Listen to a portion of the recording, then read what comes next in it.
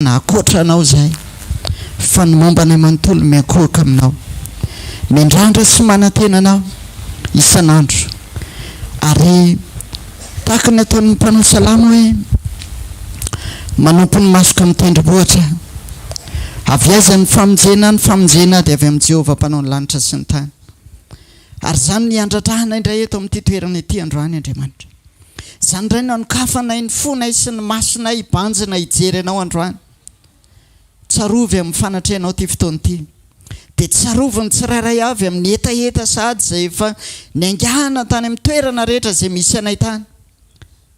Hitady anao eto androany. Ary mino fa ty fotoana ity tsy handalo foana fa ianao mihitsy Andriamanitra no hidina tsehatra indray androany. Andray tanana ny momba ny tsirairay avy amin'ity fotoana ity. Dia makasitraka manome voninahitra. Misaotra anao izay ny amin'ny fisiany ity toerana ity, ny amin'ny sekoly tsy tapaka mbola misy, mbola ahafahana indray mbola manova ao aminao Andriamanitra, ary arena saribidi ny raisinay avy aminao. Tsarovy izay androany dia ny tsirairay avy koa anana n'izany fahatsapana izany ny asaribidin'izao fotoana iaonana aminao izao.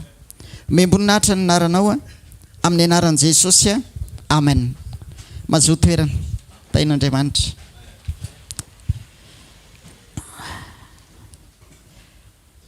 Sekoly famahana olana androany dia minao fa anao zavatra Andriamanitra amin'ny fiainanao.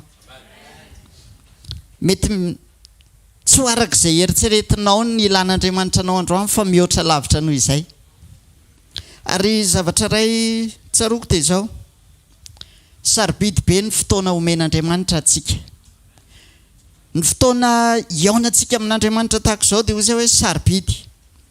Satria ty fotoana ity tsarovy fa zasy ianao izao raha akoatra ny ty fotoana ity dia manana zavatra hafa tokony atao, manana préoccupation ianao tokony ataonao. Fa maninona ny safidinao ny hoe alolo vao maraina tonga dia alohan'ny zavatra rehetra mamonjy sekoly dia mandray tenin'Andriamanitra. Satria nisy fahatsapana tao anatinao hoe sarobidy be le fotoana, dia misy fahatsapana tao anatinao hoe tsy fotoana mandalo fotsiny fa fotoana misy fanatrehan'Andriamanitra, misy kasik'Andriamanitra, misy zavatra afaka ho raisina, misy zavatra miova ao anatin'izany fotoana izany.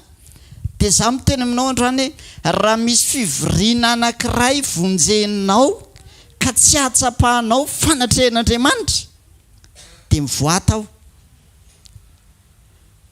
Satria fotoana tsisy Andriamanitra izany dia tahaka ny hoe fantany-potoana fotsiny, tahaka karazany hoe divertissement zany ny alianao. Nefa tsy izay zao ny andehanantsika eto androany, fa tena hoe fiandratrana fa hoe eto Andriamanitra androany manatrika antsika eto amin'ity fotoana androany ity. Dia izay no tsy maintsy hibanjinako sy hibanjinanao indray androany, andao ny fifatoantsika manontolo atotontsika ho an'i Jesosy androany. Amen. Andao hijery tenin'Andriamanitra ary tsika. Ezekela toko faharoa amby roapolo. Ezekela toko faharoa amby roapolo dia ny andininy fahatelopolo.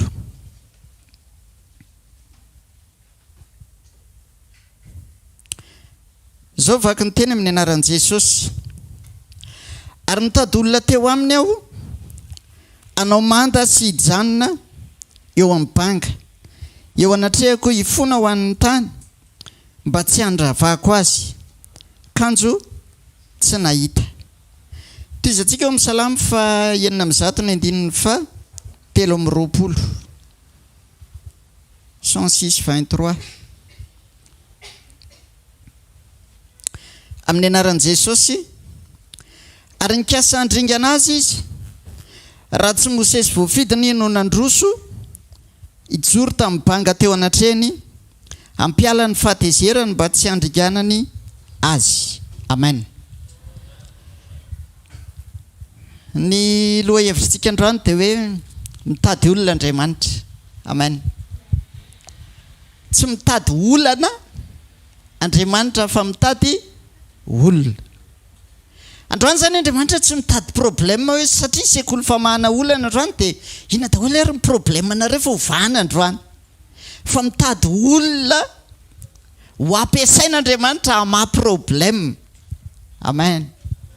satria maninona no mitady olona Andriamanitra dia haintsika tsara fampianarana hoe rehefa nametraka ny Adama teto ambonin'ny tany Andriamanitra dia nomeny any Adama ny fikarakarana ny rarahany tany. Zany hoe nomen'Andriamanitra fahefana manokana zany ny olona hikarakara ny rarahany tany rehetra dia tsy manao ninina manao intervention direct eto ambonin'ny tany Andriamanitra fa tsy maintsy olona ny ampiasainy. Dia zay mahatonga azy hoe miteny foana Andriamanitra raha niteny tamin'ny Ezekely izy zao dia miteny tamin'ny tao amin'ny Salamo izy hoe naniraka ny Ezekely izy dia naniraka ny Mosesy. Dia ozy izy hoe misy toerana banga fa mila olona Andriamanitra. Ka androany zao misy toerana banga dia mila olona Andriamanitra. Dia tonga eto daholo le olona ho ampiasain'Andriamanitra androany. Amen. Da teka mafy ny tompontsika. Satria tsy diso fanantenana zany Andriamanitra androany fa nahita olona izy. Alleluia. Tahaka ny nahitany an'i Davida izy nahita olona araka ny fo koa. Nahita olona Andriamanitra. Fa inona ny zavatra andrasan'Andriamanitra androany? Ozy izy volazan'ilay tenin'Andriamanitra teo hoe mitady olona teo aminy aho ozy izy. Hijoro ao amin'ny banga hivavaka sy hifona ho an'ny firenena. Zany misy andraikitra anankiray andrasan'Andriamanitra olona anankiray. Hoe misy toerana banga eo dia misy olona zay andrasan'Andriamanitra hijoro ao amin'ny banga io. Tadidio fa zasy ianao napetraka Andriamanitra dia ozy izy mihitsy ny nambaran'i Jesosy. Za maniraka anareo izy tahaka ny zanak'ondry eo ampovoany ny ambodia. Napetraka Andriamanitra zasy ianao ao amina toerana anankiray. Mety amina tokantrano ray fiarahamonina anankiray. Dia tadidio fa toerana misy anao io dia zao misy andraikitra banga ao amin'io fa tsy maintsy misy olona mitsanga anao. Jereo tsara fa ny tokantrano anankiray tsisy vavaka, tsisy olona anankiray mitsangana mivavaka dia tsy miasa manao nininao Andriamanitra. Ny toerana anankiray na ataontsika hoe firenena iray tsisy olona mitsangana mivavaka ho an'io firenena io dia tsy mihetsika manao nininao Andriamanitra. Jerenareo tsara ny tantaran'ny zanak'Israely. Andriamanitra nanao fanekena tamin'ny Abrahama hoe ho andevo any amin'ny tany izay tsy azy ny firenenao, ny taranakao. Dia niteny Andriamanitra hoe 700 taona ny faharetana io. Fa inona ny zavatra nitranga? Tsy nahatsiaro ny vavaka ny zanak'Israely.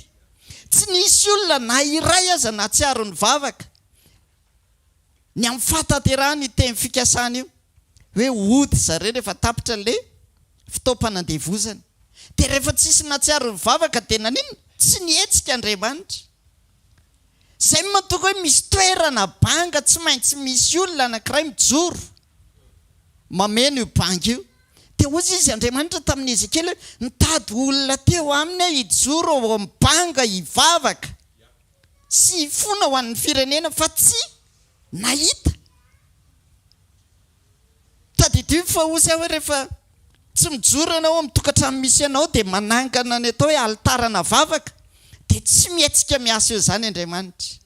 Eo amin'ny fiasana, toeram-piasana izay misy ianao rehefa tsy mijoro ianao mivavaka tsisy ninina ataon'Andriamanitra ao. Eo amin'ny fiarahamonina misy ianao rehefa tsy mijoro ianao mivavaka dia tsisy ninina ataon'Andriamanitra ao. Ozy izy voalazan'i Jesosy ianareo ny fanasiny tany. Raha ny fanasina ny tonga matsatso inona no asira azy? Tadidio fa zasy ianao zany amin'ny toerana izay nametrahan'Andriamanitra antsika dia tokony hitondra fahamamiana ho amin'ny toerana io. Tokony misy zavatra hita fa miova ao rehefa eo ianao. Amen. Ianao hoe tsy mba mahatsiaro an'izao? Makeny an-tsena ianao ohatra hoe mijery friperie dia tsisy olona eo an'ilay mpivarotra. Dia vao tonga eo ianao dia lasa mitangorona ny olona rehefa avy eo. Satria manino dia ianao olona mitondra fanatrehan'Andriamanitra. Dia amin'izay toerana misy ianao dia tokony hoe toerana hitan'ny olona misy fahatsarana. Tsy possible zany hoe any amin'ny toerana izay alehako sy alehanao dia fangidina ny hitan'ny olona ao. Vao tonga ianao dia vao ozy izy ny olona tia indray ilay olona mandreraka ity. Tsy possible zany. Fa tokony tonga dia faly ny olona rehetra vao mahita anao tonga eo amin'ny toerana anankiray. Satria mahita ny fanatrehan'Andriamanitra izy. Zay ny endrasan'Andriamanitra antsika ka mahatonga an'i Jesosy miteny hoe ianareo ane fanasiny tany dia amin'izay toerana misy anao dia tokony ho faly ny olona, tokony velona ny fanantenana ao anatin'ny olona. Mety misy olona efa ao anatina fahadisom-panantenana sy fahaverezan-kevitra fa ny fanena taminao izy dia afaka ny ahita an'Andriamanitra izy. Velona indray ny fanantenana ao anatiny satria maninona afaka ny ahita ny fahatsaran'Andriamanitra izy eo amin'ny fiainana. Izany ny ilan'Andriamanitra sy ilan'Andriamanitra anao.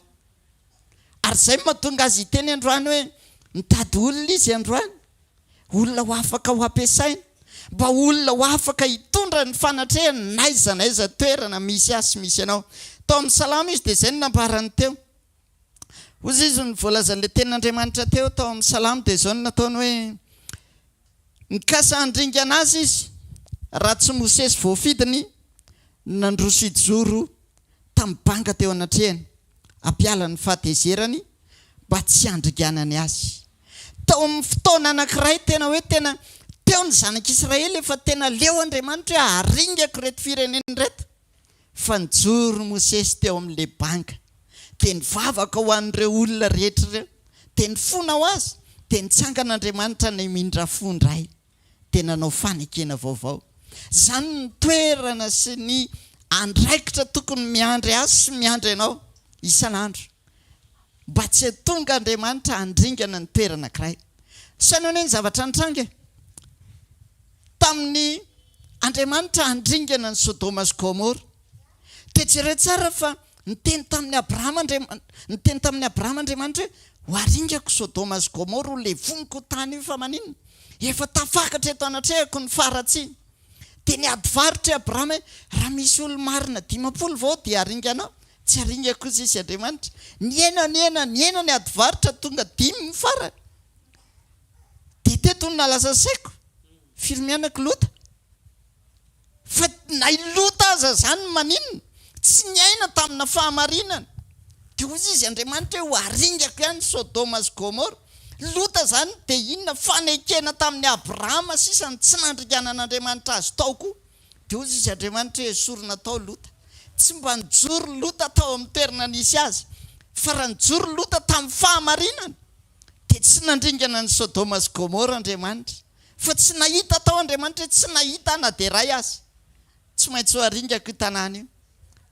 Amin'ny fotoana tsy mijoro zasy ianao, tsarovy fa zao rehefa tsy mijoro zasy ianao dia mijoro Satana ho amin'ny fandriganana ny toerana io. Fa sofa nisy dia nisy ianao androany.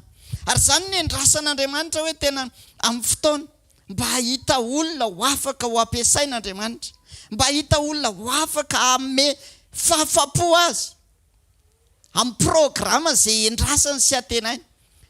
Satria maninona Andriamanitra manana amin'ny programa tiano tanterahana sy hoefaina eto amin'ity tany ity.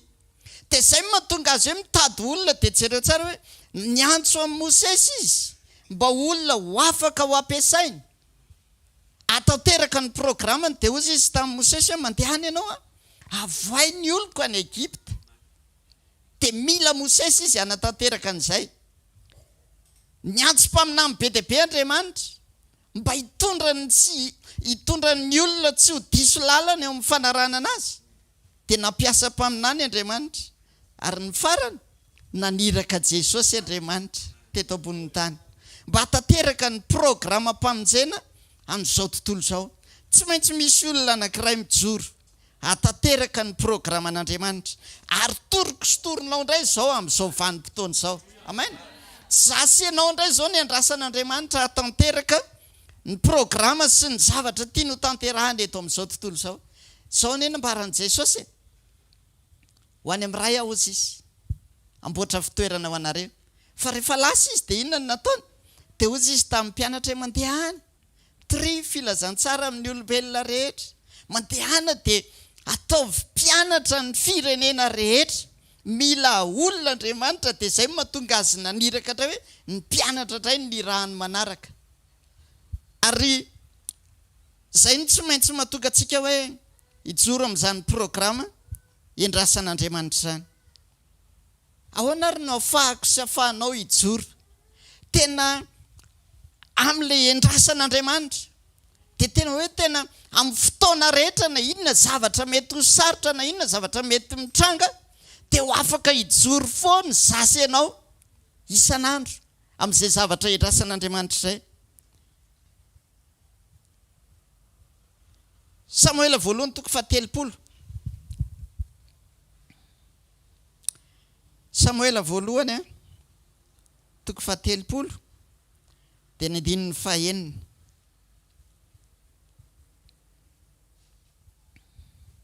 Fakitsika amin'ny anaran'i Jesosy ty tantara anankiray natrehan'i Davida ity. Arory indrindra Davida fa ny olona ny fampitaona hitora-bato azy, satria nalahelo ny zanany lahy sy ny zanany vavy ny olona rehetra. Fa Davida kosa nampahery ny tenany tamin'i Jehova Andriamanina. Ary hoy Davida tamin'ny Abiatara mpisorona zanak'i Ahimeleka, masiny ianao, ento ety amiko ny efoda. Dia nentiny Abiatara teo amin'ny Davida ny efoda, ary Davida nanontany tamin'i Jehova hoe enjehiko va sa nijirika izany? Ho tratro va izy? Dia namaly azy Jehova hoe enjeo izy fa ho tratranao tokoa ary ho raraka ao. Zavatra nitranga dia izao, niaingo Davida indray mandeha andeha hiady. Dia lasa nandeha niady tany Davida sy ny miaramila niaraka taminy. Dia rehefa nandeha tany zareo dia izao ny zavatra nitranga. 900 lahy niaraka tamin'i Davida. Fa rehefa lasa zareo nandeha tany dia teo amin'ny tobony navelany teo vady aman-janany. Dia izy lasa nandeha niady, tonga ny Amalekita nanafika ny tobony. Dia ozy izy tenin'Andriamanitra tety tsisy ny vononina dia iray aza ilay vady aman-janany fa nety no babo daholo. Rehefa niverina amin'izay zareo dia izao zavatra nitranga. Tonga teo izy tsy nahita ninina fa efa mainy tanàna ray manontolo. Dia nitodika amin'izay ozy izy ilay voalazan'ny tenin'Andriamanitra teo hoe rehefa tonga teo ry zareo dia ory indrindra Davida sy ny olona niaraka taminy. Dia rehefa ory zareo dia hoe ndao torahana vato Davida, satria Davida nitondra antsika nandeha niady nefa nitato ny vady aman-janantsika lasa kobabo. Dia ozy izy ny tenin'Andriamanitra. Davida kosa ozy izy lasa nitodika nandeha nitady ny tavan'i Jehova. Tao anatin'io problème io. Rehefa avy nitady ny tavan'Andriamanitra izy dia miverina amin'izay izy noho ny avy teo nampahery le 900 lahy. Mba azonao an-tsaina moa ny amafiny zany zavatra natrehany Davida zany. Hoe misy 900 lahy eo miandry anao hitora-bato anao. Satria tezitra amin'ny Davida daholo ireo olona ireo. Fa vitany Davida tao anatin'ny fotoana fohy namadika ny fampaherezana an'ireo. Dia anjary hitodika dia hiaraka aminy ray. Ohatr'izany mihitsy ny zavatra endrasan'Andriamanitra antsika rehetra. Ny zavatra hatrehanao goavana be, fa ahoana ny ahafahanao manana hery afaka hiatrika dia ho tonga fampaherezana ny olona rehetra manodidina anao. 900 lahy vitany Davida nampahery azy tao anatin'ny fotoana fohy. Dia ozy izy Davida hoe ndao andeha fifanomeny Jehova ny toko fa ho atratra antsika ireo. Ao anatin'ny zavatra faran'izay sarotra, ny olona avy niaona tamin'Andriamanitra mahavita mampahery ny olona rehetra efa very fanantenana. Amen. Ary izay ny secret kay androany. Ny secret ahafahako sy ahafahanao ho tonga ameny ilay banga tediavin'Andriamanitra. Ny fahafahantsika miaona sy mifankahita amin'Andriamanitra isan'andro. Indrindra ao anatin'ny zavatra sarotra hatrehanao. Mba fantatra moa ny problème amin'izao vanim-potoana iainantsika izao. Ny tena olan'ny kristianina goavana amin'izao vanim-potoana izao dia maninona? Ady amin'ny fotoana. Ady amin'ny fotoana ahafahanao mifankahita sy mifandray amin'Andriamanitra isan'andro. Jereo anie ny fiainanao fotsiny vao mifoha ianao vao maraina. Dia efa manana programa matipaika ianao dia mihazakazaka tsy aroa dia enjehana daholo irehetrarehetra. Tsy manana créneau ianao hitodiana amin'izay dia hifantoka hitodika hitady an'Andriamanitra. Tonga ny alina, reraka ianao dia ao indray aloha. Zay ny adin'ny kristianina amin'izao vanim-potoana izao, ady amin'ny fotoana. Fotoana ahafahana mifandray sy miombona amin'Andriamanitra. Fotoana ahafahana mifankahita amin'Andriamanitra. Nefa Andriamanitra mitady izany fotoana izany. Dia ozy izy ny voalazan'i Jesosy, ianao raha mivavaka, midira ao amin'ny efitranonao mangingina. Zany hoe ny andrasan'Andriamanitra zany manino ianao sy izy fasefasy amin'ny fotoana anankiray. Misy fotoana manokana ifandraisanao amin'Andriamanitra. Io fotoana io nefa ny tena problème. Satria tsy vitantsika migerer ny journée atsika. Ananatsika fanontaniana. Ianao ve ao anatin'iray andro mety afaka manana 30 minutes fotsiny. Tena tsy erikerenao hitodika hijery ninninona fa hibanjina an'Andriamanitra ao anatin'iray andro. Defi zany. Alléluia. Defi zany satria izay ataoko vao mifoy ianao vao maraina dia efa vita amin'ny planinina indray andro tsisy créneau zany afahanao manoka tena. Hoe hivavaka. Nefa izay ny andrasan'Andriamanitra amiko sy aminao. Izay amin'izay no secret tsy maintsy hatafavoakanao ho tahaka ny Davida. Tsereo tsara ny zavatra nitranga. Tao anatin'le tena le tena panika be zany tao amin'ny toby. Teo ny eninjato lahy dia efa mivory kokoa samy makavaty dia tao itoraka. Dia raha maty moa zany Davida dia inona no nataon'ireo? Waizy ireo. Satria eninjato lahy, ireo eninjato lahy ireo ne voalaza ny tenin'Andriamanitra fa reo ny olona mahantra, ny mpitrosa, ny olona ory teo amin'ny firenena. Dia ireo no nalainy Davida dia nangony Davida teo amin'ireo dia velominy. Dia rehefa velominy Davida ireo dia formeny Davida lasa guerrier dia lasa mpiady. Dia ireo amin'izay niaraka taminy amin'izay tamin'ny fotoana rehetra. Dia ho zay raha maty Davida ho aizy ireo fa miparitaka ireo. Fa inona ny zavatra nitranga? Vao nitranga le problème, Davida lasa niditra aingana nitady an'i Jehovah. Dia niantso any Abiatara mpisorona izy hoe eto ty ny fody. Dia nitady an'i Jehovah izy. Tao anatin'izay fotoana izay. Anontaniana eo akaikinao hoe ohatr'izany ve ny réaction-nao hoe rehefa tonga fotoan-tsarotra? Dia valio izy zay mihitsy. Amen. Satria izay ny lôjika andrasan'Andriamanitra amiko sy aminao. Rehefa tonga fotoan-tsarotra dia mitady an'Andriamanitra malaky. Fa tsy mitady solution aloha. Lasa Davida nitokana dia rehefa nahazo toky avy tamin'Andriamanitra izy. Dia teo izy vao nitsangana dia ozy izy hoe azoko ny antoka sy ny toky fa ndao izay hiaraka amiko. Fa ho tratratsika ireny ozy izy Jehovah. Rehefa lazo zareo nandeha dia inona ny zavatra nitranga? Tany am-pandehanana izy dia tratrandry zareo teny an-dalana tokoa le Amalekita. Dia raikitra ny ady récupérer daholo mibaby rehetrarehetra. Dia samy faly indray izy eninjato lahy. Verina amin'ny laon'ny fiainana. Ohatr'izany ny zavatra andrasan'Andriamanitra. Indraindray ilay izy rehefa tonga amin'izay le fotoana hoe efa récupérer le zavatra very rehetrarehetra. Adiny indray mivavaka sy misaotra an'Andriamanitra. Satria manino? Efa faly fotsiny so ihany fa tafody dia faly ery izy eninjato lahy nahita vady aman-tsanana. Fa adiny ny Andriamanitra tao ambadik'le izy. Zany ny problème antsika matetika. Rehefa tonga ny zavatra andrasanao milamina ny zavatra rehetra, ohatra lasa tafapetrapetraka indray Andriamanitra. Nefa ny andrasan'Andriamanitra dia ozy izy zao lesony ny zavatra nitranga iny. Lesony iny fa feno le banga. Dia dana misy anankiray mijoro ao amin'ny banga io. Mba hahafahan'Andriamanitra miditra tsehatra miasa ao. Davida navita nijoro teo anoloan'ny eninjato lahy. Alleluia. Asan'ny apôstôly toko 7:20.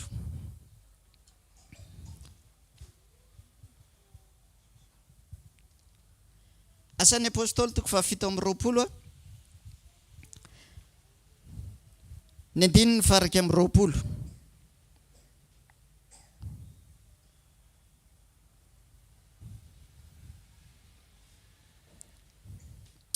Amin'ny anaran'i Jesosy manao hoe ary rehefa tsy nihinan-kanina ely izy ireo, Paoly dia nitsangana teo afovoany ka nanao hoe ry tompoko lahy, tsara raha ho niaino ahy ianareo ka tsy niala tany Kreta mba tsy ho nahitana izao fahasimbana sy fahatiantoka izao.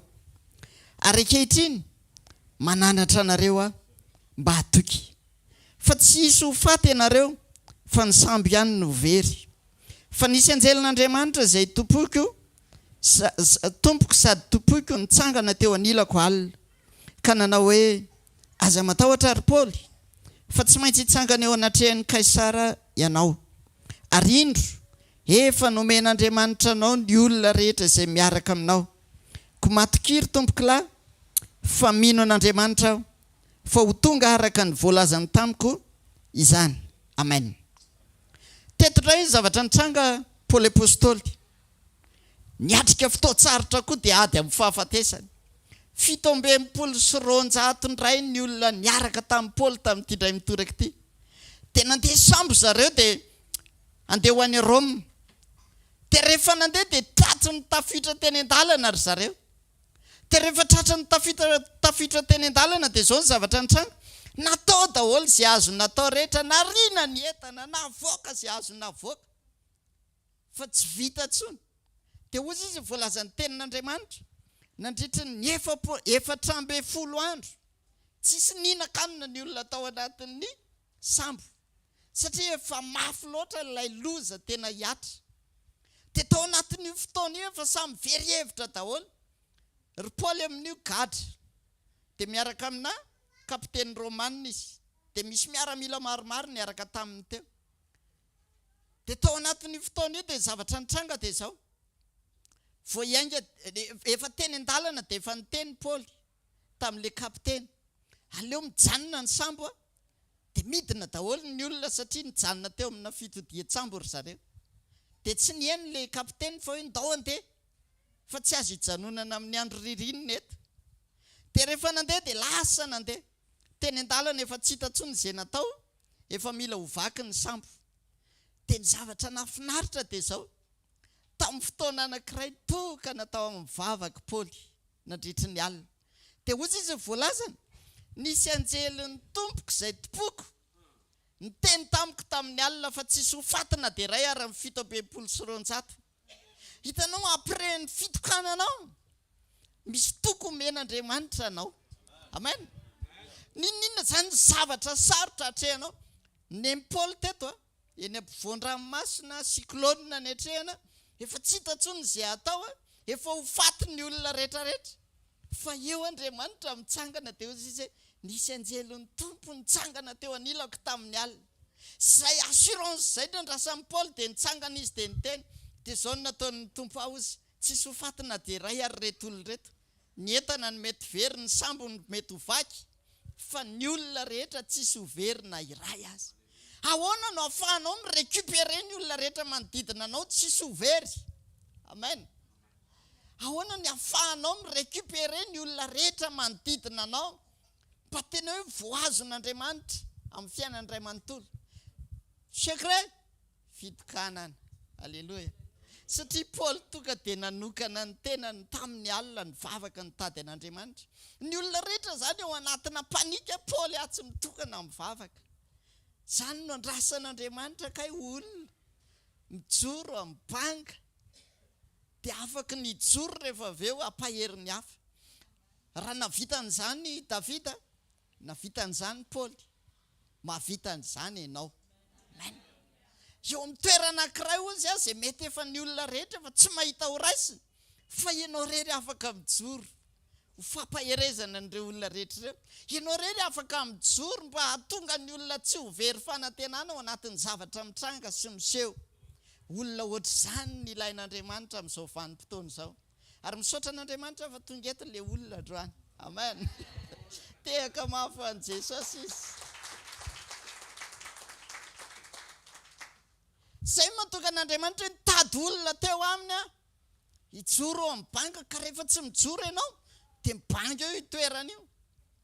Dia jereo amin'izay no nanjo nazo Sodoma sy Gomora satria tsy nijoro lota teo amin'ny banga. Tsy Abrahama ny andrasan'Andriamanitra hijoro ao amin'ny banga ao Sodoma fa i Lota. Ka za mieritreritra ny hoe pasteur Rodolphe nijoro ao amin'ny banga eo amin'ny tokantranonao. Dia izy ny vavaka sy fona ho anareo, fa ianao ny andrasan'Andriamanitra. Amin'ny toerana izay misy anao dia ianao no andrasan'Andriamanitra hijoro. Fa rehefa tsy mijoro ianao dia varavarana misokatra ao amin'ny fampiteny io. Rehefa tsy mijoro ianao dia mora ho an'ny Satana miditra ao amin'ny toerana io dia hainao ny tenin'Andriamanitra. Jaona 10:10. zaho izay avy anana amin'ny fiainana be dia be fa ny fahavalo izy tsy avy ratsy amony sy andringana ary andrava dia mangalatra dia miandry fotsiny izany ny devoly amin'ny fotoanany hoe raha vao tsy mijoro ny anankiray dia malalaka ny lalana idirana ho amin'ny fampitehana ka tadidio fa ny tsy fijoroako sy ny tsy fijoroanao fampitehana ny ao ambadika izay fa manomboka androany misy fanapahan-kevitra mila hijoroana sy raisitsika manomboka androany mba ho afaka ahitany tena hoe tena Andriamanitra hiasa ao amin'ny toerana anankiray izay endrasan'ny fijoroako sy ny fijoroanao. Tena izany mihitsy tena za mahatsiaro an'izany tena hoe tena tsara reto Jesosy. Amen. Tena tsara Andriamanitra. Andriamanitra tsy diso izany amin'ny toerana izay nandrahany ianao. Tsy diso Andriamanitra amin'ny toerana izay nametrahany ianao. Fa tena hoe Andriamanitra miasa. Mba zaraiko vavolombelona kely anankiray nareo. Tena tamin'ny fotoana ny teny Jesosy tato amin'ny asa fanompony dia ny teny Jesosy voaingana kely hoe isan-kerinandro vavolombelona dia niraisiko ilay teny Jesosy raha marina ity izany dia marina koa any amin'izay toerana alehako. Tena zavatra tena nahavariana dia izao vitsy ny olona ny atsoromy mandidy tsy ohatra antsika hoe fokon'olona be ohatra izao fa nitoriako ilay izy Jesosy reto ny teny an'izao isan-kerinandro vavolombelona fa nanomboka ny tenenako an'izay ka mandraka androany tsy mijanona vavolombelona isan-kerinandro dia tsy takatra ny sainao ilay izy fa zao no nalasa ny saiko kay ilay izy kay soka fa n'Andriamanitra fotsiny mason'ilay olona hoe misy zavatra nataoko teo amin'ny fiainanao fa ndraindray izy ohatra ny amaivany dia za tena miteny amintsika tena zao hoe raha ny zavatra ataony Jesosy ao anatin'ny herinandro amin'ny fiainan'ny olona anankiray be loatra fa zasenao fotsiny ohatra ny tsy misokatra dia ohatra ny eritrereto zako hoe hijoroana vavolombelona misambory ho pasteur satrotra zao raha tonga ery avaravara fa tsy izay ilay izy fa mifahatsapana ao anatiny hoe hoay nanao zavatra Andriamanitra dia za tena miteny anareo fa hatramina ankizy kely vao tonga avy amin'ny teny dia fa misy vavolombelona hoe ankizy kely tonga dia manangan-tanana za satria maninona mahatsapa hoe niasa Andriamanitra dia izany indraindray ozy hoe tena ohatra ny tsy tsapantsika ilay izy hoe tena nanao zavatra Andriamanitra dia tsy tsapanao ilay izy hoe tena nisy zavatra efa nataon'Andriamanitra ny teo amin'ny fiainako fa za mila misokatra mahatakatra fotsiny hoay ty vavolombelona averenany an'i Jesosy ny voninahitra izany ny zavatra banga satria maninona rehefa falifaly fotsiny hoe avy nitahian'Andriamanitra avy nandray fahasoavana dia lasa ianao dia adininao hoe nanao zavatra Andriamanitra nefa ny andrasan'Andriamanitra miverina ianao toerana banga le voninahitr'Andriamanitra tsy miverina ny aminy. Tsaroana ireny ny afatra nentin'ny mpanompon'Andriamanitra tamin'ny sabotsy ny voninahitra ozy izy maninona tsy omeko ny hafa sarotiny amin'ny voninahiny Andriamanitra ary tena izay voninahitr'Andriamanitra izay tena mahatonga azy saro-piaro amin'ny fiainantsika satria indraindray le zavatra nataon'Andriamanitra teo amin'ny fiainantsika lasa averintsika ho any amin'ny hafa ny voninahitra fa tsy ho any amin'Andriamanitra nefa izy miandry aso miandry ianao dia hoy izay hoe tsy diso Andriamanitra amin'izay nametrahany ianao eo amin'ny toerana misy ianao eo mihitsy ny andrasan'i Jesosy ianao satria ianao io toerana misy ianao io banga io dia banga io dia io ny andrasan'Andriamanitra hoe tena amin'ny fotoana hijoroanao ao dia hamarin'Andriamanitra hoe izany nametraka anao eto. Amen. Hoy izay hoe Andriamanitra saro-piaro amin'ny voninahiny ary rehefa ivoninahitr'Andriamanitra io manomboka voakitikitika dia izao Andriamanitra mihitsy no mitsangana eo amin'ny toerana. Misy tantara anankiray ao amin'ny bokin'ny Daniela toko 5 dia misy tantarana mpanjaka anankiray izay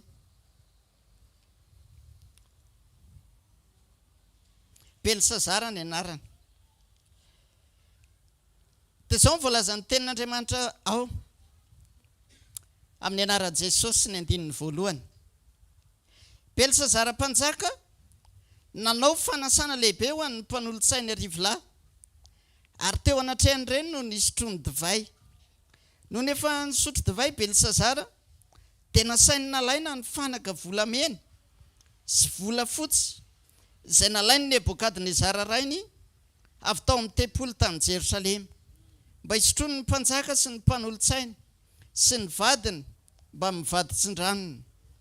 Dia netiny ny fanaka volamena izay nalaina avy teo amin'ny tempolo ny tranon'Andriamanitra tany Jerosalema ary ny mpanjaka sy ny mpanolotsaina sy ny vadiny mba mivaditsin-dranony nisotro taminy. Eny nisotro divay izy sady nakalaza ny Andriamanitra volamena sy volafotsy sy varahana sy vy sy hazo ary vato. Tamin'izay dia nisy ratsan-tanan'olona niseho ka nanoratra tandrifin'ny jiro tamin'ny lalitra sokay teo amin'ny rindrin'ny lapan'ny mpanjaka ary ny mpanjaka nahita ilay ratsan-tanana nanoratra dia nivaloarika ny tarehin'ny mpanjaka ary naraiky tahotra azy ny eritseriny ka dia nivava ny valany sady niady ny lohaliny. Amen. Zao ilay zavatra nitranga. Problème ty satria maninona? Tsisy na olona ray aza nijoro tao amin'ny fanjakany Belisazara nanitsy azy. Ny zavatra nitranga dia ozy izy nanao fanasana izy tamin'ny ray andro. Arivo ny isan'ny mpanolotsaina. Conseillen'le mpanjaka zany 1000 ny isany. Dia rehefa tonga teo izy dia nitady le mpanjaka hoe inona ry ny spécial n'ity fanasana androany ity? Dia zao ny hevitra hitany. Misy zavatra be dia be vita amin'ny volamena sy volafotsy ao. Vera sy ny kopy sy ny karazany. Dia tao ireo ny alaina dia ireo ny sotrony ny olona rehetra ato anatin'ny fanasana. Dia nalainy ilay izy. Dia ozy izy ten'Andriamanitra ireo nefa fanaka avy any amin'ny tempolo tany Jerosalema tamin'ny Nebokadnezara nambabo any Jerosalema nakany an'ireo. Nebokadnezara zany nahafantatra ny valeran'ireo zavatra ireo tsy azoko ty an'ireo satria zavatra fanaka masina tao amin'ny tempolo. Dia nampahafantarina Nebokadnezara zany dia tsy sankitika izy. Fa rehefa tonga tamin'ny andron'ny Belisazara amin'izay tsy fantany intsony ilay izy satria tsisy olona nijoro nampahafantatra azy an'izany. Dia say izy tamin'ny fotoan'andro anankiray dia ozy izy tao alaina daholo ireo fanaka rehetra zavatra rehetrarehetra ireo dia ireo ny raha antsika mifaly eto androany. Dia niaraka teo ry zareo dia nifaly. Dia ozy izy ny ten'Andriamanitra teo hoe ary izy amin'izay ozy izy nankalaza ny Andriamanitra volamena, volafotsy, ny vy, varahana, hazo, vato tao anatin'ny fotoana io. Zany hoe ilay zavatra ilay fanaka tao amin'ny tempolo ny netiny nandena no mpisampona ao Andriamanikafa indray ny vavahana. Tezitra Andriamanitra. Satria naninona? Ny voninahitr'Andriamanitra mihitsy ny voakitika tao anatin'ilay izy. Ary rehefa tezitra Andriamanitra dia zao zavatra nitranga ozy. Nisy tanana nipotra teo amin'ny rindrina nanoratra. Dia nahita an'io ilay mpanjaka dia ozy izy hoe tena nivaloarika ny mpanjaka ozy izy dia nivavah ny taolana rehetra tamin'ny valahany no nitahotra. Satria tsy nisy na olona ray aza sa nijoro tamin'ny banga. Dia rehefa tonga Daniel nanazava ny hevitry ny teny dia ozy izy voalazany tenin'Andriamanitra hoe voaisa ny andro nanjakanao ary taperiny androany. Hitanareo amin'izay problème an'ilay hoe rehefa tsisy olona anankiray mijoro dia tonga dia eo mihitsy Andriamanitra mamarana hoe eto tsisy nijoro teo amin'ny toerana nananatra an'ilay mpanjaka. Dia ozy izy tenin'Andriamanitra hoe voaisa ny andro nanjakanao taperina androany. Teto nahitako faminaniana niatra teo ny eo. Satria zao voalaza tenin'Andriamanitra voatapitra ilay fanasana dia tonga ny Kaldiana nanafika amin'ny Babilôna. Dia tonga dia niravany amin'izay Babilôna ray manontolo dia nivonono faty ilay mpanjaka dia maty teo ny eo. Ny apitso tonga dia niakatra mpanjaka ny Kaldiana. Satria naninona? Tsisy olona na anankiray ara-sa nijoro tamin'ny fahamarinana tao amin'ny fanjakana io nanitsy. Faharoa dia ozy izy voalazan'ilay tenin'Andriamanitra hoe voalanja tamin'izany ianao ary hita fa latsa-danja. Tadidio kay fa zasy ianao ty isan'andro ampiakarin'Andriamanitra eo amin'izany dia manao évaluation isan'andro Andriamanitra dia mijery dia ozy izy hoe voalanja tamin'izany ianao ary hita fa latsa-danja. Zany tsy nisy zavatra zany nandrasan'Andriamanitra hoe raha mba mifony sainy ty mpanjaka ty ka mitodika amina zava-panahy dia afaka ho namparetina ihany ny fanjakana. Fa tsy mitodika tany amina zava-panahy izy. Dia hoy za aminao hoe isan'andro kay zasenao kay pezen'Andriamanitra eo amin'izany. Dia jereny. Ninona manan-danja teo amin'ny fiainanao tao anatin'ny journée anankiray? Nofo sa ny fanahy? Ozy izy tenin'ny Paoly apôstôly any amin'ny Galatiana 5 ozy izy hoe nofo manohatra ny fanahy dia mifanohatra izy roa. Dia ozy izy Jesosy hoe ianareo tsy mahay manompo tompo anankiroa. Tsy afaka ianao sady iaina hoe tena anana fiainam-panahy mendrika nefa nofo koa tsy foinao. Fa mbola miaraka eny ihany izy roa fa tsy maintsy ozy Jesosy ny ray lavina dia ny ray ho tianao.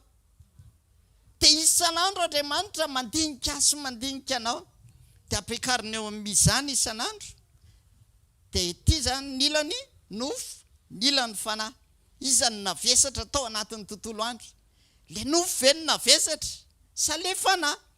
Fa ny andrasan'Andriamanitra isan'andro zany tokony ny fanahy mavesatra foana isan'andro isan'andro. Ka raha ho ampiakarina eo amin'izany zasy ianao raha riva. Halleloja. Dia hita fa niakatra ny ara-panahy. Amen. Mba ho faly Andriamanitra isan'andro fa zay zany ny zavatra tokony misy. Tokony isan'andro mavesa-danja ny fiainam-panahintsika. Zay ny problème ny ty mpanjaka ty satria ny an'Andriamanitra ny tonga dia hita tonga dia nofo be no ny vahana dia inona vesatra. Dia ozy izy hoe lanjaina teo amin'izany ianao ary hita fa mahay van-danja. Androany tsisy olona mahay van-danja eto. Amen. Fa olona nahazo poa daholo tao amin'ny ara-panahy. Satria olona isan'andro misaina dia manokana fotoana ahafahana mifandray amin'Andriamanitra mamantatra ny sitrapony dia miaina amin'izany sitrapon'Andriamanitra zany. Raha vao le nofo no mibahana eo amintsika jereo tsara fa efa tratran'izany daholo. Vao mifoy ianao vao maraina dia tonga dia ao anatin'ny sainao tonga dia misy zavatra eritreretinao hoe ary. Tonga dia mitsangana ianao dia grrr lasa. Adino hatramin'ny mivavaka. Eny an-dalana amin'izay ianao vao hoe fona Jesosy adino ny vavaka. Satria maninona le nofo no mibahana be.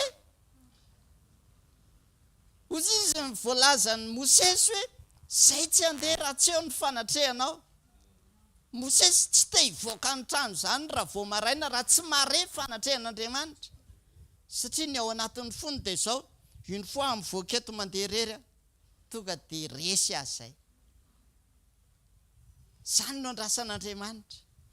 Mba ny ara-panahy mavesatra eo amin'ny fiainantsika isan'andro. Mba ho afaka no faly Andriamanitra isan'andro mijery dia vao mijery izy dia ozy hoe wow nahita olona. Tsy teny intsony izy nitady olona fa ozy izy hoe nahita olona. Ka hita sy hitanao Andriamanitra. Amen. Afaka hatanteraka ny programa sy ny sitrapony. Fahatelo dia ozy izy voalazan'ilay tenin'Andriamanitra hoe rehefa nambarany tamin'ilay mpanjaka ny fahatelo nambarany dia zao hoe voazara ny fanjakanao ary omena ny medianina sy ny persianina. Zany hoe tena nanomboka teo vokatra le tsy fijoroana dia nalain'Andriamanitra le fanjakana ngeza be amin'ny Babilôna. Le tena hoe superpuissance tamin'izany fotoana. Fa tao anatin'ny fotoana fo tonga dia rava. Dia nizaraina. Dia nomena ny medianina sy ny persianina. Zaho mino fa amin'ny fotoana hijoroako sy hijoroanao ny anjara voatendro asy ianao tsisy ho very. Amen. Ary amin'ny fotoana hijoroako sy hijoroanao dia mijoro koa Andriamanitra amin'ny fahasari-piarana. ny Belsazara no nizaraina ny fanjakana dia naparitaka fa ny momba sy ny mombanao kosa zao Jesosy mijoro eo amin'ny fiainantsika dia hozy izy voalazany tenin'Andriamanitra hoe sady mandy izy eo ivelany ny izy koa ny eo afovoany andry ny anjarako sy ny anjaranao tsy ho zaraina zany ary zay fotsiny ny andrasan'Andriamanitra hoe fijoroana ty mpanjaka ty tena problème dia zao tamin'ny fotoana natokavany teo amin'ny fitondrana tsy nakalesony izy ny tena marina moa zany dia zao tsy hoe zanaky Nebokadnezara tena zanany izy fa zafikeliny fa nisy teo anelanelany dia teo ny problème an'le izy satria zao tsy nepita le information tatsy aloha Nebokadnezara tena hoe mpanjaka farazena laza sy ny rehetrarehetra fa zao nisy olona tao ambadika tao nisy Daniel tao nisy olona nampiasain'Andriamanitra tao dia ireo no nanolo-tsaina n'le mpanjaka tamin'ny zavatra rehetra tsy tokony ataony dia jerenareo fa rehefa mitanisa ny baiboly dia jereo ny mpanjaka rehetra tsy tao amin'ny jiosy fa nampiasain'Andriamanitra dia zao foana ny tenenina ohatra izy miteny hoe Nebokadnezara mpanompoko satria maninona nampiasain'Andriamanitra hatateraka ny programany dia jereo koa rehefa tonga le taty aoriana kirosy mpanjaka dia ny voalaza ny tenin'Andriamanitra mihitsy hoe kirosy mpanompoko nefa io tsy jiosy fa gentlisy fa olona nampiasain'Andriamanitra hatateraka le programany zay mihitsy Andriamanitra tsy mijery olona hoe izy io na izy io fa mitady olona fotsiny aho izy Andriamanitra tsy ny tena izy hoe mitady jiosy mitady kristianina mitady olona mpivavaka fa mitady olona Andriamanitra ijoro amin'le banga dia reny olona reny nampiasain'Andriamanitra dia jereo ny zavatra nanjohan'ity mpanjaka ty satria hozy izy rehefa tonga teo amin'ny fanjakana izy arivo lafa tsy nisy na iray azy mba tao anatin'ny fony hoe tena zany Daniel zany hoe olona nampiasain'Andriamanitra tamin'ny fotoanan'ny Nebokadnezara fa tsy nalaina nafelany na iliny daholo dia rehefa avy eo fampitenany nefarany satria tsisy ny taridalana azy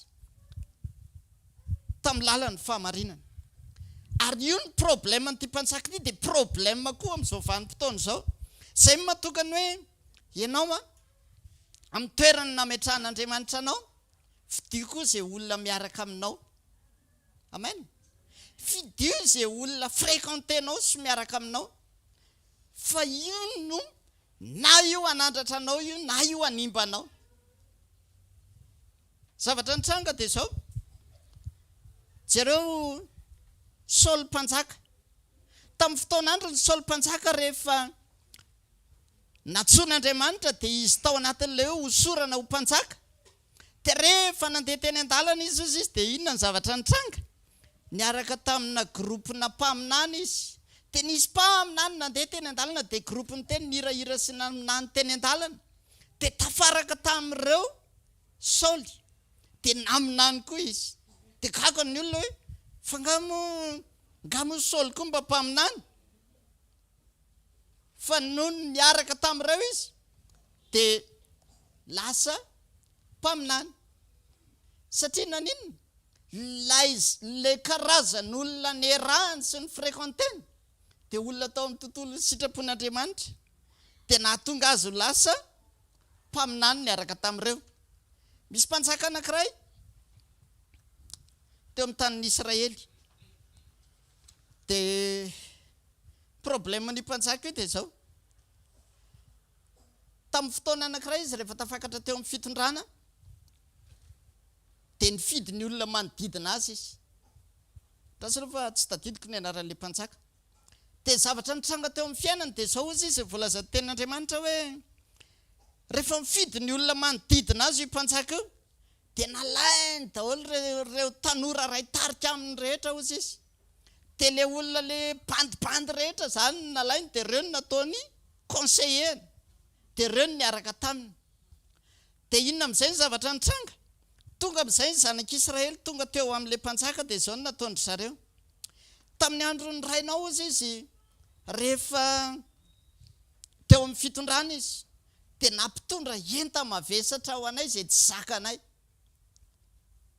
fa mby aminao kosa izao mifanjakana dia mba avotsory analao le sarja nampitondrainareo ny vahoaka dia anaika anao reo vahoaka rehetrarehetra reo dia ozy izy andraso ary aloha andinika sieritseritra iresaka amin'ny conseiller dia lasa le mpanjaka nandeha dia inona no nataony tsy lay conseiller an'ilay mpanjaka rainy teo aloha no nanontaniany fa le namany rehetrarehetra tato no nanontaniany dia zao no nataon'ireo hoe zao atao amin'ny vahoaka raha ny rainao nampitondra enta mavesatra ny vahoaka dia voamaika indray kosa zao amin'ny andronao voamaika tena tsy ho zaka ny fanompony dia iny ny zavatra nitranga verina le mpanjaka dia niteny dia ozy izy hoe ny akikeliko ozy izy tahaka ny tezan'ny raiko fa raha izy nampitondra anareo enta mavesatra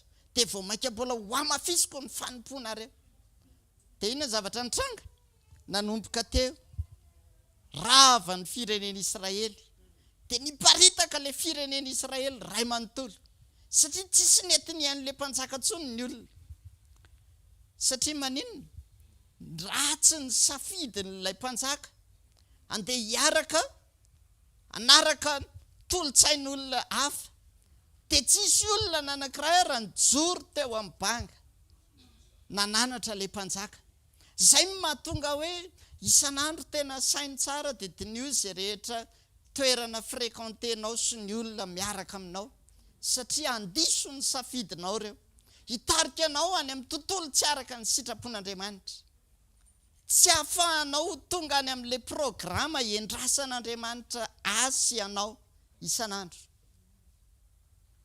mitady olona Andriamanitra ary zay olona andrasan'Andriamanitra zay ny olona atanteraka ny sitrapony atanteraka ny programany zasy anao zany amen fa andao androsotsika asianao dia andao anomboka hitady an'Andriamanitra amin'izay ao anatin'ny fiainantsika ray manontolo isan'andro anomboka anokana fotoana tena hifakahita amin'Andriamanitra ka ninona zavatra mety miseho sy mitranga dia azonao ny antoka tahaka ny nambaran'i Paoly hoe misy anjelin'ny tompo nitsangana teo anilako dia tahaka ny nambaran'i Davida hoe fa avy niona tamin'Andriamanitra dia fa azoko ny assurance fa tsy maintsy ho tafavoaka ao anatin'le zavatra sarotra atrehana amen androany tsy olana ny tediavin'Andriamanitra hovahana fa olona ny tediavin'Andriamanitra mahaolana ka mivoaka eto zasy ianao androany solution mandehandeha amen solution mandehandeha zasy ianao any amin'izay rehetra toerana misy atsika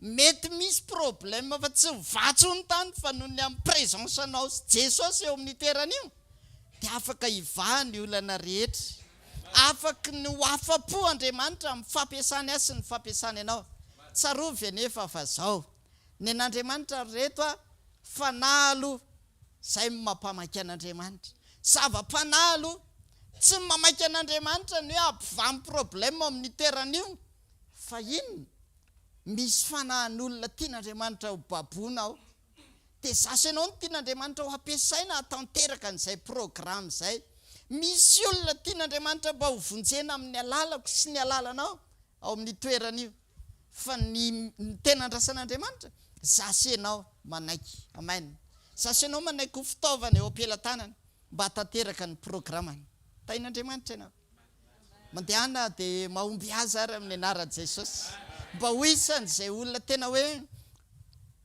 tsy handiso fanantenanan'Andriamanitra zasy ianao amen ndao tsangana aritsika ndao navavaka tsika androany dia hanao fanekena vaovao amin'Andriamanitra indray manaika tompo amin'izay ilanao manaika amin'izay ampiasanao asatra tovavaka ao misaotra makasitraka ray amin'ny anaran'i Jesosy misaotra indray tamin'ity fotoana androany teny amin'ny famanginao tamin'ny alalan'ny teny androany misaotra fa manitsy ny dianay ianao mba hifanandrify tokoa amin'ny tontolo ny sitraponao Andriamanitra satria isan'andro kay ny toerana rehetra misy anay sy ny toerana rehetra alehanay dia misy fahabangana ao amin'ny toerana io raha vao misy manda ara-panatsy tafajoro ao dia misy fahabangana ao ary eo ny endrasanao anay ray tsirairay Jesosy mba hijoro ao amin'izany banky izany mba ho afaka hiasa ao ianao Andriamanitra satria misy programa tianao ho tanterahana amin'ny toerana rehetra izay ametrahanao anay Andriamanitra rehetra izay manaiky androany fanekena vaovao mba tena hijoro amin'ny sitraponao izay mba tena afaka anome fahafapo anao mba ho afaka tena tsy handiso fanantenananao amin'izay ilanao sy amin'izay rehetra ny rahanao anay tena manaiky ny ao anatinay manontolo manaiky ny momba anay rehetra Jesosy amin'izay rehetra sitraka ao ampiasao zahay ary hoeto ho tena ho isan'ny olona fitaovana tanteraka ny sitrapona ho voninahitra ao misaotra ray aminaran'i Jesosy amen vavaka anankiray ataontsika hoe ndao anarina n'izay tsy mety amen le fotoana verivery hatramin'izay le fanadinoana tsy kelikely eny am-pandehanana tsy fananana fotoana miaona amin'Andriamanitra sy mifandray amin'Andriamanitra tsy fahafahantsika manoka tena mivavaka tena hoe mifakahita amin'Andriamanitra fa tadidio fa zay daholo ny sorsa ny tsy fahombiazana rehetra ny tsy fanananao fiombonana tsara amin'Andriamanitra do vavakantsika androany dia angatao ny famindrapon'Andriamanitra tamin'izay andro tsy nanaovana fa manaova fanekena vaovao hoe manomboka eto indray dingana vaovao ray amin'ny anaran'i Jesosy ndrehetra izay manantona anao androany matsiaro tokoa ny tsy fahatanterahana teo amin'ny fiarahana taminao hatramin'izay matsiaro izay Jesosy tena betsaka ireo fotoana verivery foana teo amin'ny fiainanay betsaka ireo andro lany tamin'ny tsy nanaovana ny sitraponao betsaka ireo fotoana lany tamin'ny zavatra maro samihafa Jesosy misarika anay eto amin'ity fiainana ity fa tsy mba nanam-potoana izay tsy mba nanoka tena izay ho amin'izany tena fiombonana aminao Andriamanitra amin'ny tena fanokana tena ao amin'ny vavaka ndrehetra izay manantona anao androany aoka ny famindraponao ahatratra ny tsirairay androany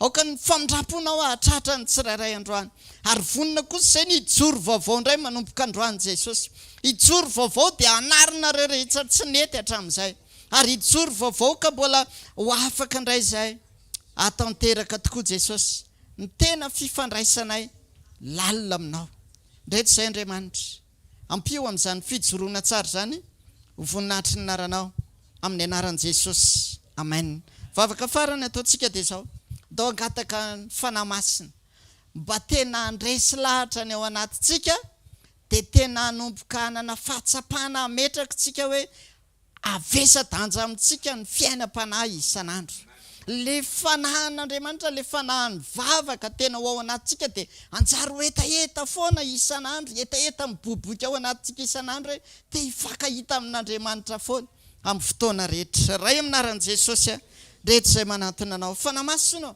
miasa mihitsy ao anatin'ny tsirairay amin'ity fotoana ity miasa fanahy masina ao anatin'ny tsirairay mba hanomboka hanananay etaeta Andriamanitra etaeta mbavaka etaeta foana te hifandray aminao etaeta foana te hifakahita aminao etaeta foana te hitokana hiresaka aminao isan'andro Andriamanitra mba hanomboka hananana fahatsapana ao anatinay mba tena hoe mavesa-danja ny fiainam-panahy mihoatra noho ny fiainany nofo raha tonga isan'andro manao évaluation ianao Andriamanitra dia mba afaka ny ahita hoe tena mitombo landy izay isan'andro amin'ny ara-panahy misaotra Jesosy hoenty izay tompo satria izao fotoana izao fotoana tsy tokony havaribarinanay fotoana tsy tokony tena hoe andaninay fotoana amin'ny zavatra tsy araka ny sitraponao amin'ny zavatry ny nofo misaotra ny amin'ny fitarianao Andriamanitra voninahitra tolotro anao dera sy laza Andriamanitra tolotro anao mandrakizay amin'ny anaran'i Jesosy amen tain'Andriamanitra dao dia samy olona hijorany amin'ny banky zasy ianao manomboka androany amin'ny anaran'i Jesosy dia tekontsika ndray mpanompon'Andriamanitra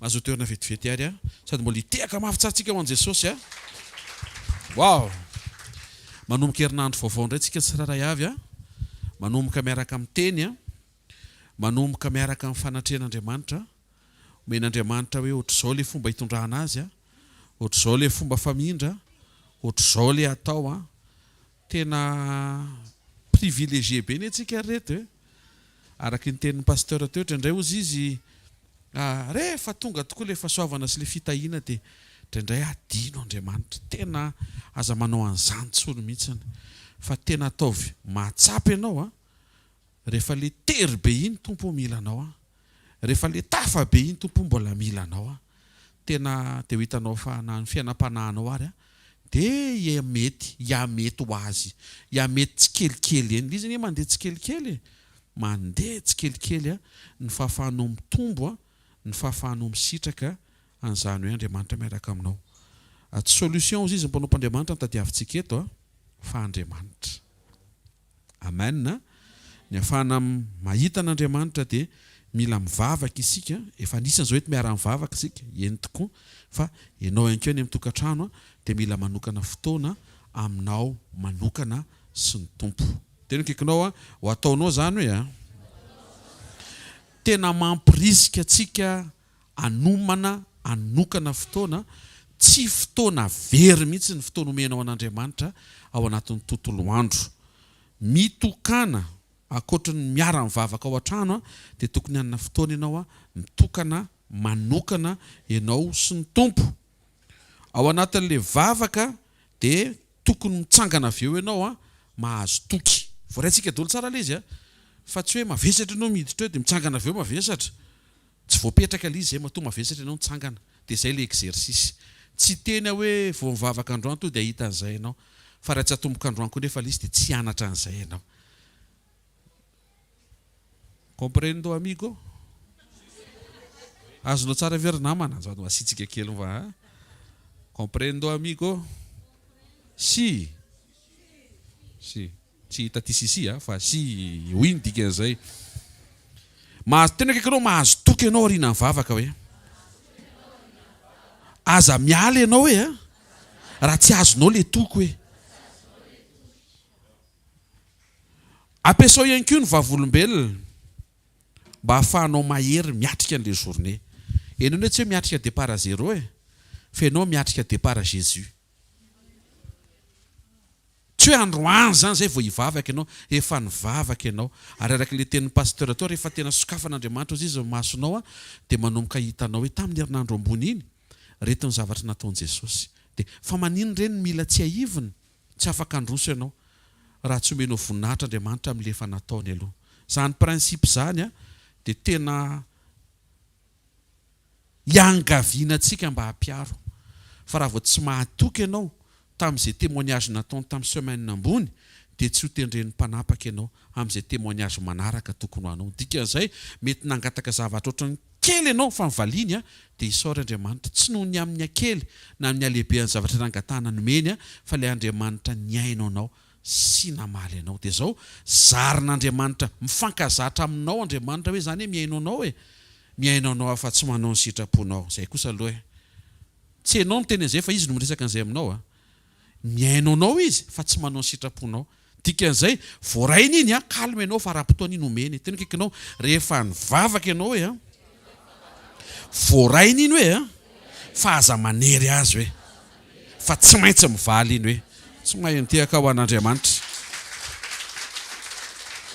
isan'andro nefa dia tadio fa lanjain'Andriamanitra tsika isan'andro dia inona le lanjainy mibahana kokoa ve ny ara-nofo satria ny ara-nofo mampanota iny mahatonga le problema be dia be sa tokony mibahana amin'izay ve ny ara-panahy iny mahatonga antsika lasa mivavaka mandray teny mahatsiaro teny miatrika fiainana araka ny zavatra omen'Andriamanitra ary le teny teo ihany koa dia hoe tsy tokony hivoaka ny trantsika raha tsy miaraka amin'ny fanatrehan'Andriamanitra amen dia nisy teny koa teo aza vela isy fahabangana fa raha sendra misy banga dia mijoroa ianao amin'izay banga izay fa mety io rehefa hitan'Andriamanitra mifonao dia mitsangan'Andriamanitra ary manotrona anao sy manampy ianao raha misy ny problème dia Andriamanitra hanampy ianao mety tolotsaina ao anatin'le fitokanana ahatonga le solution hisokatra indraindray tsy amin'le fitokanana nomeny le solution fa rehefa le mandeha ny journée vokatry ny fitokananao maraina pitsihany tamin'ny karaha-potoana ianona tsona